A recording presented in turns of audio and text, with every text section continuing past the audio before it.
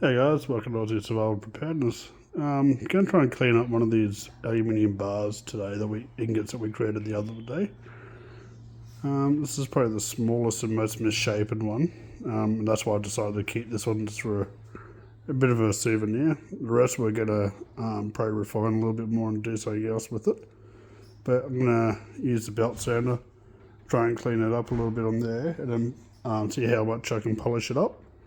I will be sort of pausing and stop starting through it, so I'll be back shortly.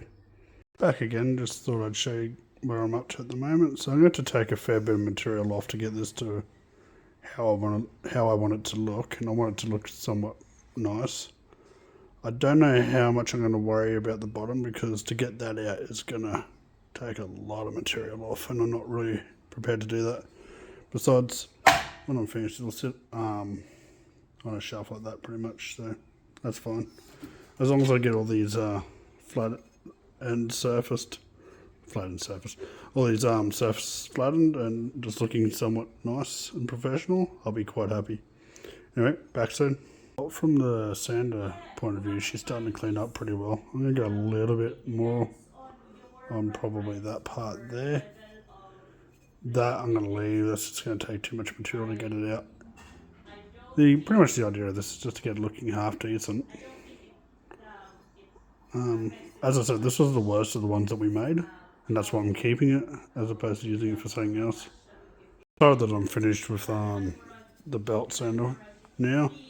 Probably going to get some wet and dry sandpaper of a finer grit and just try and get rid of a lot of the scratch marks. And then I've got some cut and polish I'll use on it with a polishing wheel. Alright, see you guys soon. So I've gone over a 240 grit sandpaper, and to be honest, I'm quite happy with how that's looking. The only step now is to try and cut and polish it with the polishing wheel and try and get a few of those scratch marks out. Alright, I'll be back once again. I'll put it through the polisher. I may go again tomorrow, but I doubt it. I'm quite happy with how that looks now.